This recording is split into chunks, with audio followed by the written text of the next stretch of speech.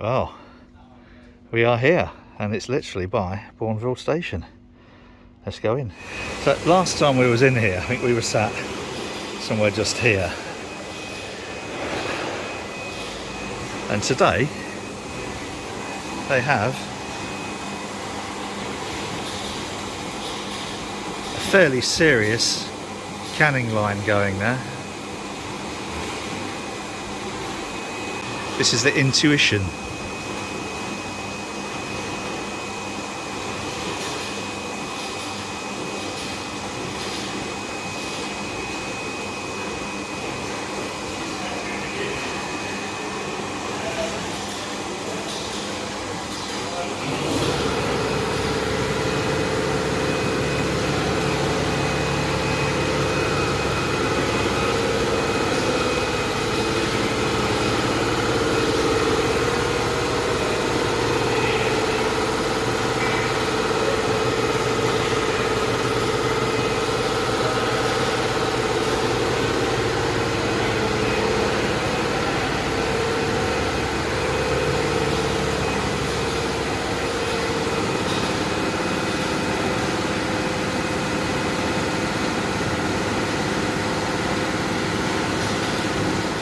If you have a look on the website, they have a little how we got to where we're at, and Sam started brewing in his attic, hence the name Attic Brew Co. And this was the kit that he used that started it all off.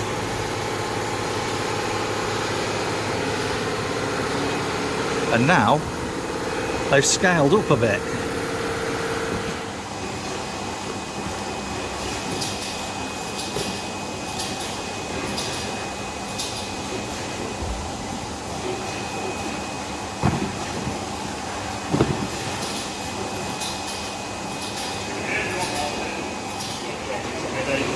Because it's so fast, a lot goes wrong quick. Yeah, I should imagine downtime on this is pretty costly, isn't it? Yeah, it's more how long the losses, just trying to fix it. Yeah. If it goes wrong, then we're wasting a lot to do it. It's a bit chaotic trying to manage everything. So what's the throughput on this? How many cans an hour will this do? We run about 1,800 cans an hour. Wow, that's right. It's a bit slow at those days, stop us a minute ago. Yeah. We'll speed up in a bit. And all of this is CO2 sealed in here, is it? Not quite. They get purged there, Yeah. and then filled. And there's a little CO2 outlet underneath the lid slide as well. Okay, yep. Before the cap goes on, it's closed as well. CO2. Pretty much that cable that just fills your CO2 from the purge. Yeah. You've got the flow control at the end of the purge as well. So how many will you be doing today? What sort of volume will you? 2,500 today. Wow. And then we'll take the rest. Right.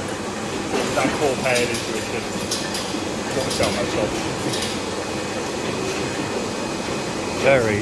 Very impressive. So what size brewery is this in terms of barrels? 10 barrel brewery. Yeah. 20 barrel tanks. Okay. So we brew a lot. Right. There's more tanks around the back. So 10 barrels, does that work out, what's that, about 15,000 litres or something? 30 hectolitres to 3,000 litres is 20 barrels. The Brew is 32 hectolitres, 3,200 litres. We work in litres, so it's pretty Right. much like a 1,600 litre brewery. Yep, sorry, yeah, Push that's it to one, about yeah. 2,000 litres. Right, yeah. And then most of our beers are in the double-sized tanks. Right. So we'll start brewing about 6 or 7 a.m. and finish about 9 or 10. Wow. How many times do you brew a week? 3 a week, but 2 of those are doubles. So Right. five. 2 really long days. Yeah. Crumbs. Not fun. It's a very manual brewery. Very manual. Nothing fancy about that brewery.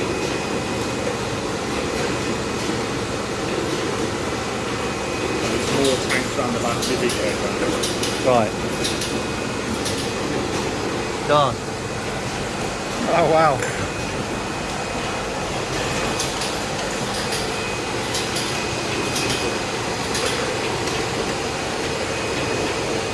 So,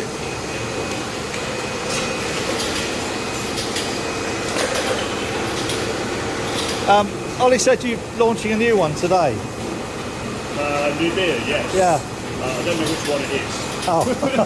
He deals with the schedule. So normally we'll have it in can for about a week and just let the flavours settle, and then we'll package it. We'll release it a week after. Sorry.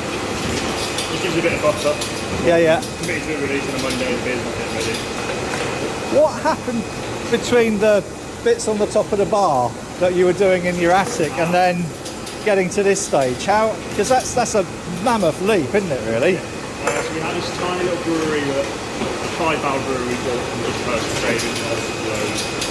And the brewery was old enough. We had 2 fermenters, 2 conditioning tanks. Quickly realised it was nowhere near big enough just to serve the tank in the road. So I think after about 6 months we bought that brewery. And we had, a few months later we had the 10-barrel tanks. Yeah. So 2 and 3 there and 7 and 8 and a half. Right. And we just slowly expanded from that. And then we bought this at the start of lockdown. Well, halfway through lockdown, we had a really old canning line before, but I think they told us it's done about 1 million cans, the one we had before. Really old. Wow. It was in a terrible condition when we got it. We got it working to a pretty good state, but we spent a lot of money getting it there. Yeah. And again, we then quickly realised that canning line wasn't fast enough. But that's a kind of like a fairly normal staged progress, isn't it? To buy something second hand that's done 1 million cans and then try and keep it working. It's but we got it to a pretty good state. When we inherited it, it was terrible. We replaced pretty much most of the parts on the machine at great expense, and we got a pretty good line out of it by the end. Most parts of it were new by the time we were finished with it, but it just wasn't quick enough. So it would have taken us about 11 hours to do one of these big tanks. right. Yeah. It's just very, very time consuming to take this. Yeah. And does this have a specific maintenance contract if it goes wrong? Or It's not too bad. They just come out and check it. They're based in Bolton. okay, that's not really good massively at far. service. Yeah. They say you need a service to get to 500,000 cans. Right. Okay. It's quite a lot. Yeah. I think we're on about what we're doing now. 176,000 so far. 176. 1,000. We've only had it a year. Okay. We've been canning a lot more than normal because of COVID. So yeah, I mean that's the thing with, because you set up in, was it end of 2018? So you had about a year, and then COVID kicks in, which is about as bad luck as it gets, really, isn't it? It's just like starting to work out. We're able to take wage, we weren't working silly hours, and then COVID hit, and everything went back to not really taken away, working stupid hours. We're kind of coming out of it now, things getting back to normal, stuff like that. Pretty stupid. We're now expanding again. Expanding. Right. The unit next door. Right, brilliant. Is this where you started? Right. The brewery's always been there. Yeah. Just in various forms. I think this is, we'll keep this kit until we can afford to get the new one next door. The new one next door will stop us having such long days filling these big tanks. Yeah. Hopefully let us have an easier life. It would be very nice. So, did canning kind of like save you during the COVID period? Massively. Right. Still able to sell products. So most of what we did pre-COVID was selling in here. Yeah. Just a few bars. And cans to start selling more to trade. We did have the return trade we used to. I mean, since it changed the business quite a lot.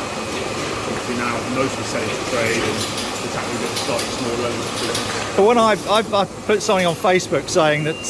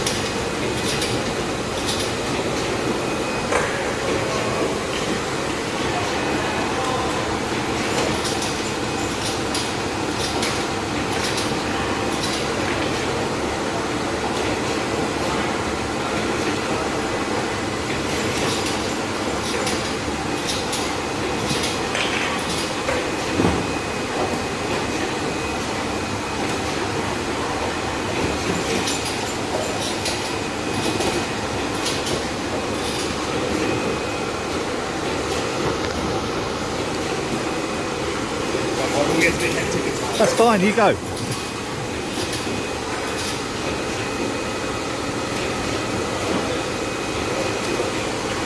How are you getting on? I'm sold. It's stunning. You want to buy one? I think this is well beyond most of the means of almost everybody I know, but it's a very impressive bit of kit. Yeah, I mean, we, so the courtesy of Her Majesty's government, we took one of the loans that COVID loans we had a much smaller one before. We couldn't keep up with it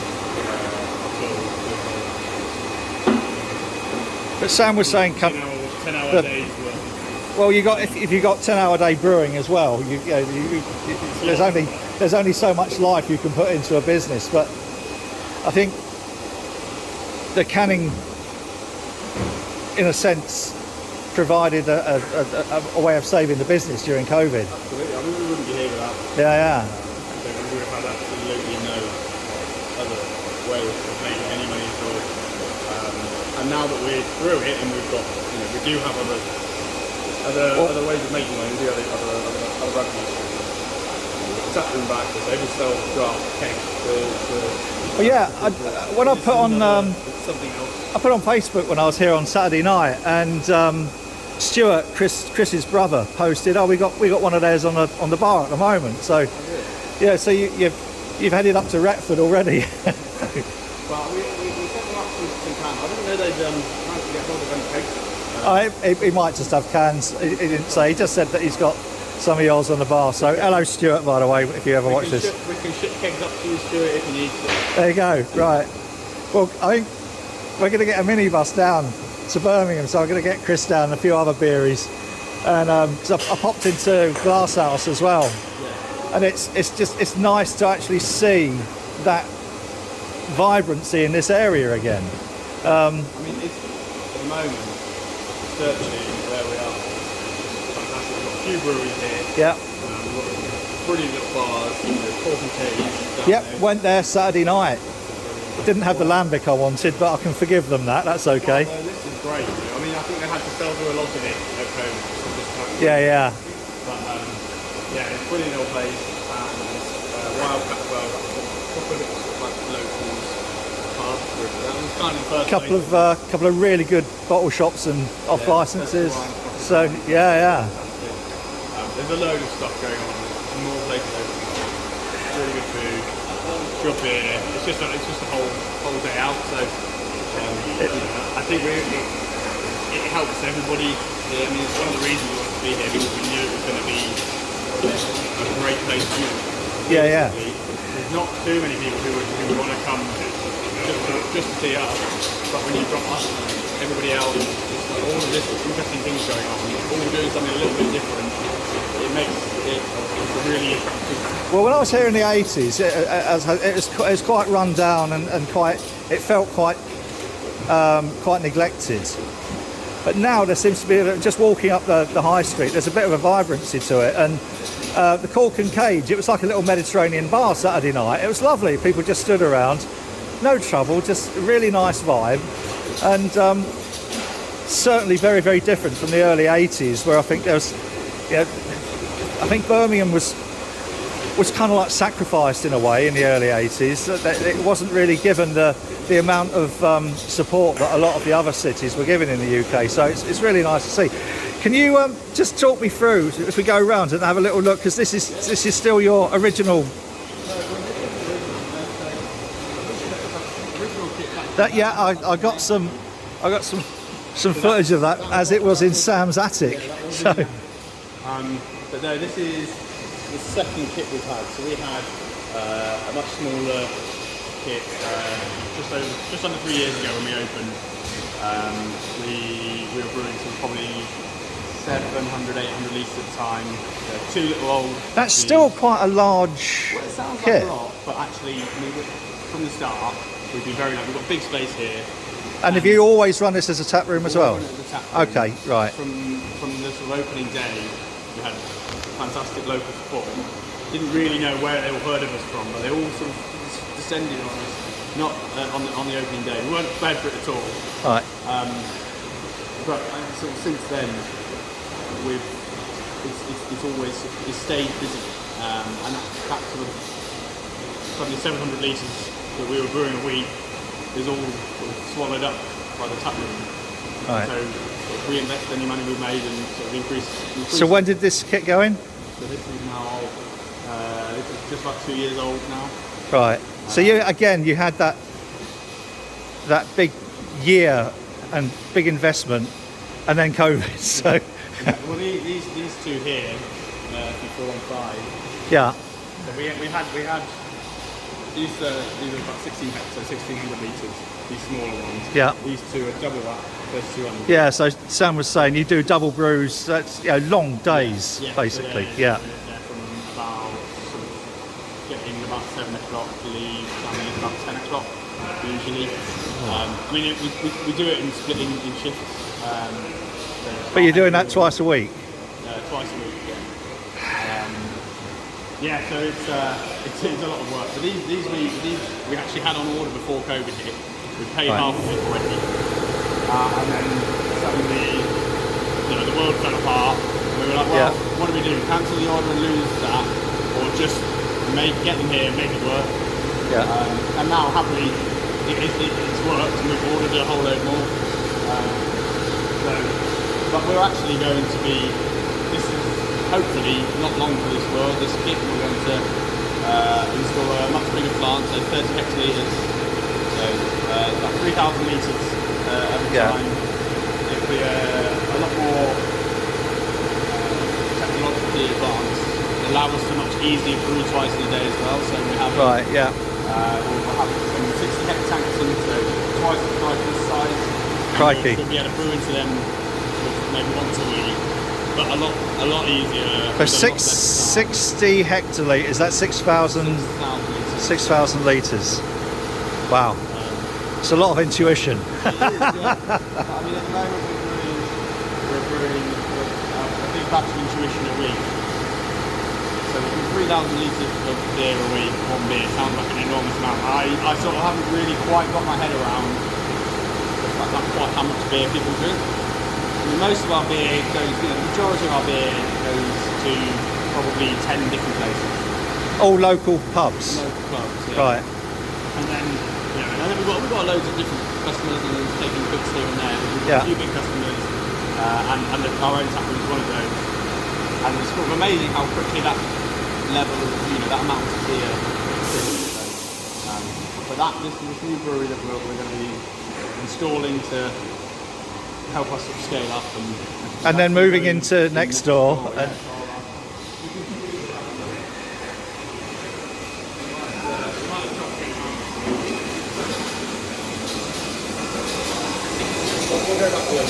Right.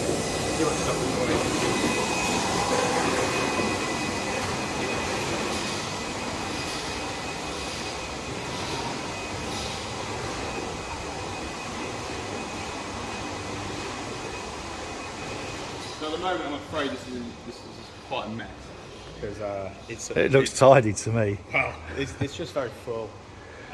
It's a big and very expensive cupboard for us at the moment. But this is where you're gonna. So this will, if I come back in a year's time, this is just going to be lined with fermenters. Exactly. So we've got pretty much from where this red floor starts. 6,000 litre fermenters. Or are you gonna? We're going to have Go bigger. To start with, we'll probably just have the tank we've got in there. We'll get the brew house in, get that running, and then we will sort of bring in the fermenters as and when they're needed. But the plan is then we'll have the big brew house here, and then sort of in the middle of the room our biggest FVs, so 60 heads, and sort of around the edge some of the 30 heads that we've got in there. And it should allow us a bit more sort of working space. Yeah. It's separate from the tap room. So it's a little bit aside. It means we don't have to so strictly finish our day on a Friday. Sorted. It gives us a bit more flexibility, which will be really, really nice. So have you only recently taken this on then? We've had it just over a year now. Right. Okay. Because it became available and you couldn't say no to it. So it's too good. Oh no, not at all. Absolutely. Yeah. So yeah. So this will sort of, most of what we're currently doing in the brewery will come over here, and then the plan is to make where the brewery is into a bit of a barrel project, so a load of barrels, a couple of folders.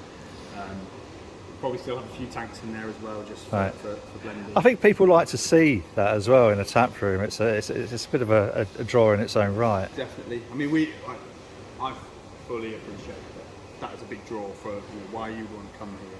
So that's why we've knocked a big hole in this wall, because we want you to be able to come sit in and still be amongst the brewery. So it's basically become one unit, you're just a little bit further away, but everything's bigger, so it looks like the same size. Have you done a calculation as to how far a setback COVID has been for your long-term business plan?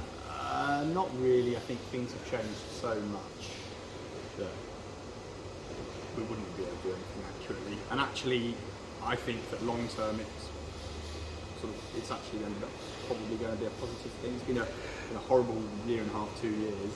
Yes. It's been a lot of work, and a lot of stress, and a lot of sort of uncertainty as to what's going to happen. Yeah. But because it's forced us to start canning the beer. What sort of percentage of your product goes into can?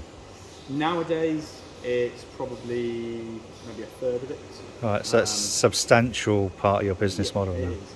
I mean, I'd like to bring it up to probably about 50-50, but it's just, we're just trying to react really to what the market's after, and unfortunately we're always about 3 weeks behind, because by the time it takes us quite a long time, not just to brew the beer, but to design the label, get that all sent off and printed. Your labels have evolved really. The subtlety of them, I think, is really quite a sweet evolution in its own right. Yeah. The colours are really calming and pacifying, and then the various I think intuition through here. The first time I saw that can, that's something that you'd spot immediately on a shelf in a bottle shop. You said that. We've worked so hard on that. We've spent a lot of time. But the way that the design, I think you've nailed it. I think it's absolutely spot on. Thanks, Fred. Well, we've got our own designer here, in-house, who spent a lot of time, put a lot of effort into that can design development. But psychologically, the pastel colours as well work exceptionally well. Well, the idea behind the pastel really was they look really nice. I think it feels quite comfortable and accessible with. We place a lot of onus on the beer being accessible to it. One of the things I noticed on Saturday, very, very high proportion of women just in their own right. And that's, for me, a part of the old camera model of, the old guy with the badges on his hat. Camera, I think they forgot that the war was over. And I think craft has pretty much won. And I've said this several times now, that the old school hand pump pubs aren't really accessible for women, for lesbian, gay, for black people. They're still very much seen. They might not be in reality, but they're still seen as the domain. It's awkward for pubs, because part of what is magical about going to the pub is it's kind of, it feels closed. It's not got big wide open windows. It's kind of dark and it's comfortable, but that's exactly what makes it a bit inaccessible to somebody who doesn't know what's on the other side of the door. Yeah. Once you've walked into it, you can't very well just turn around and walk out. It would be rude. But then also you don't know what's going to be in that room, but just through here it will be absolutely fantastic. You wouldn't. Yes, but the perception is very, very much that it's possibly a no-go area. But there are several groups of girls, women, whatever term you want to use, just sat comfortably, not worrying about being hassled, not worrying about blokes coming over being blokes, and it's a really comfortable feeling environment. It was almost it's almost kind of like Mediterranean, like you'd find. I think the weather probably helps. It does, but it doesn't always feel like But I thought about this with Chris's place, the brew shed in Retford, and because I've got a couple of black mates who say, well, we just don't feel very welcome going into a pub. Yeah. And I noticed in Chris's place as well that it's accessible in terms of a group of women would just come in, sit down, and not bother. And I think so. Craft beer, I think, has changed that focus a little bit. It's made it more accessible, and it's less pretentious. I know it's more pretentious for some people, but for other people, it's less pretentious. But when you talk about, I don't know, like a milkshake IPA, it's more fun. I think that it's society over the last however many years has kind of made it known that beer is a man's drink. Yes. You go to the pub and you have a pint of bitter,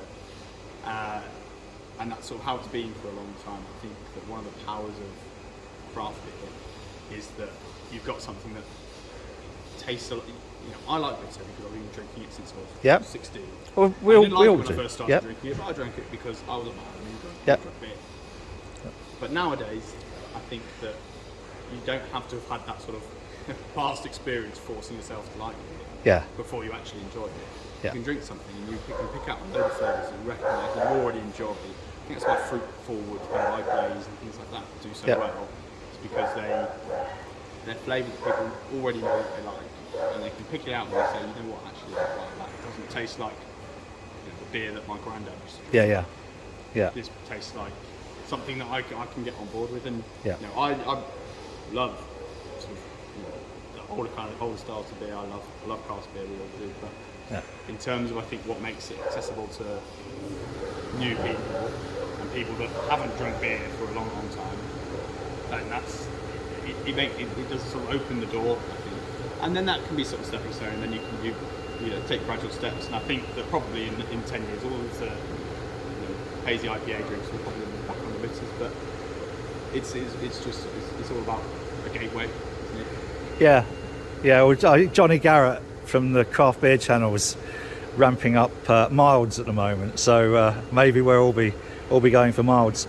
Can I just ask you about Fig 1 and Fig 2, because that was stunning when those arrived in the post. I could hardly wait until 7 o'clock in the evening to get one of those in a glass. So that's a kind of a bit of a new adventure for you as well, isn't it? Yeah, kind of. It's something, well, like I said, in there we want to do a lot more of it. We've done little bits of barrel work. It's quite time consuming. Take a lot of time sort of in barrel, but it's also a lot of time sort of working in barrel. But you're aging in the barrel. You're not actually allowing the long-term fermentation in the barrel. We haven't done any sort of slow ferment. Right. Where do you do that? Well, at the moment they're sort of hidden around here. We're with the sort of impending shift around. I know they've been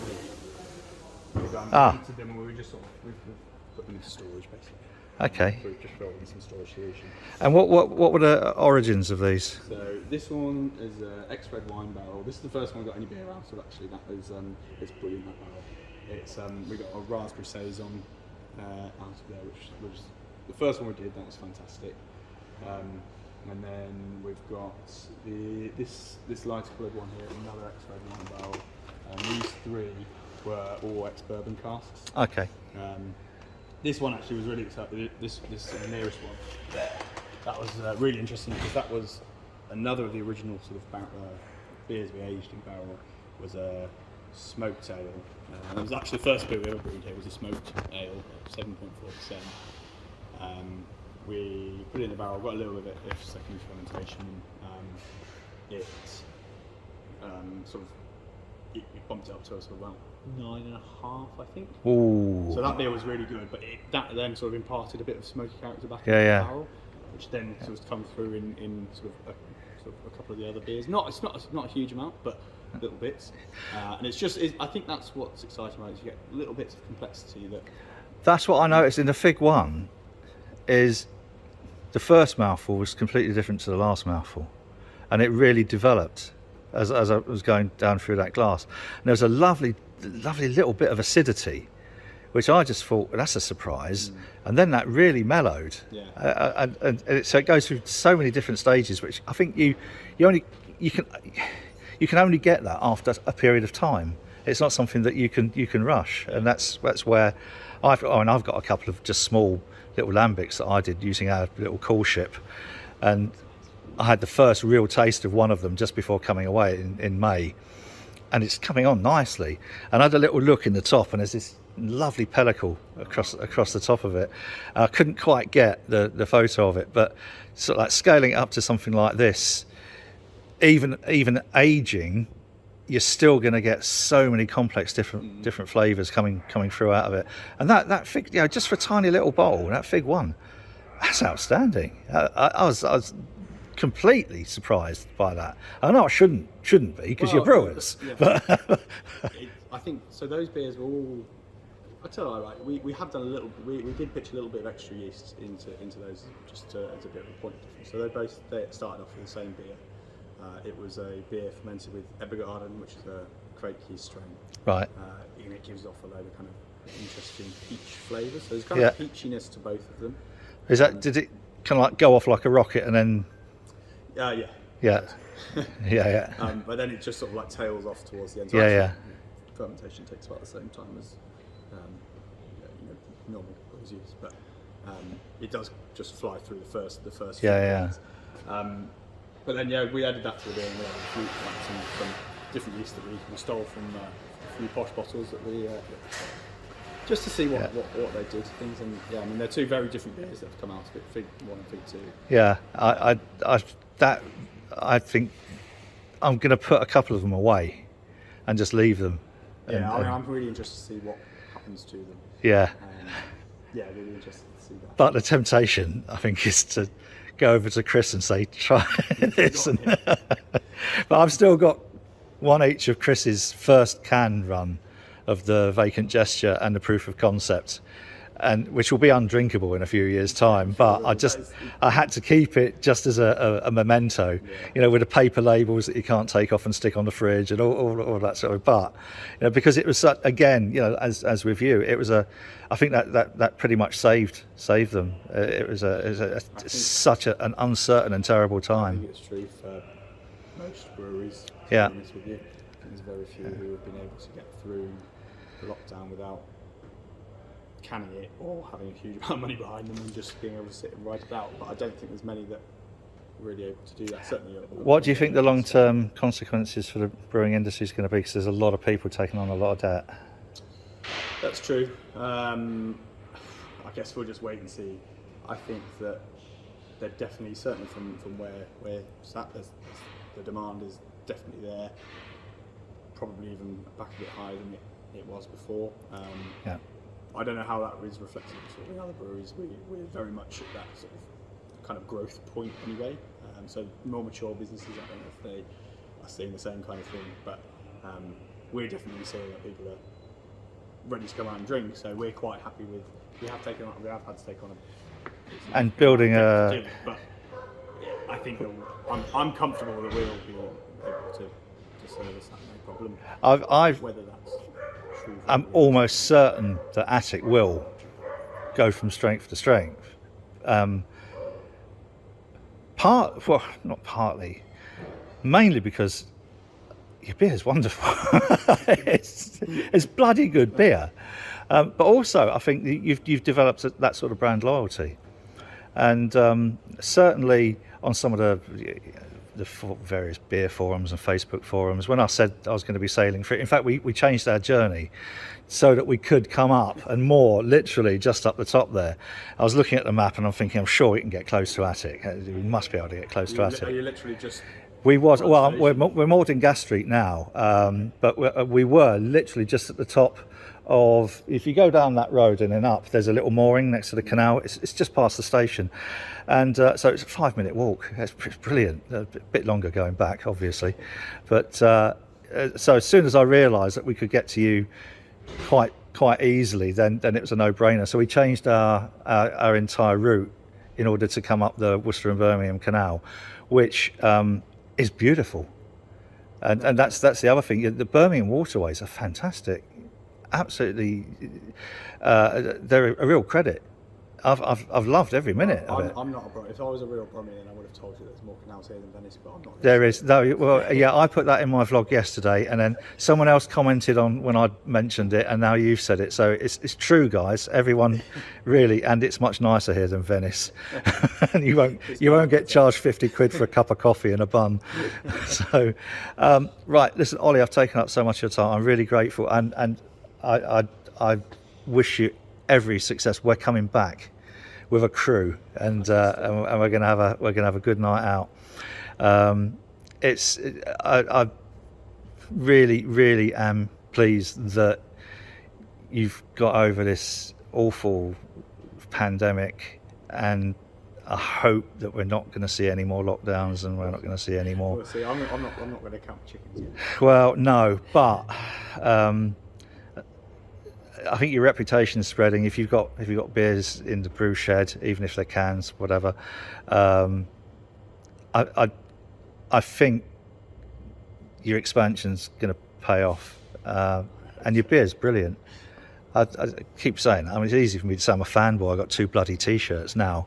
So, but yes. So thanks ever so much. So Oli and Sam, this is Attic Brewery. Thanks everyone for watching this, and I'll put a link below so you can go and buy some goodies, and it's worth doing. I'm going to grab some more of that fig one before I go.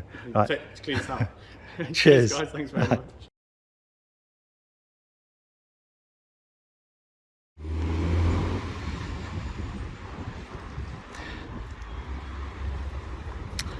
That was the most amazing visit I've made for a very long time.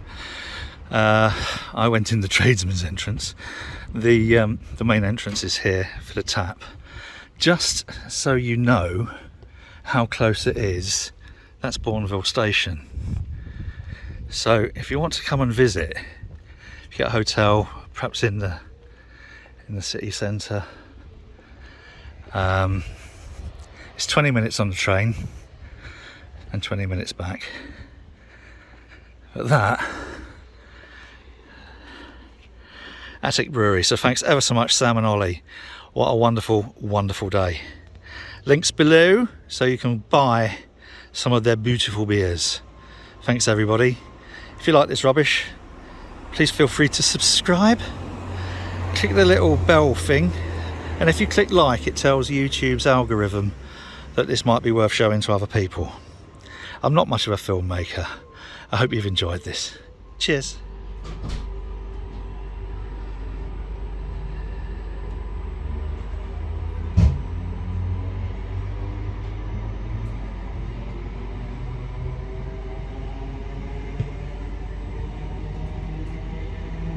The next station is Surrey Oak. Please remember to wear a face covering over your mouth and nose when in the station or on board our services, unless you're exempt.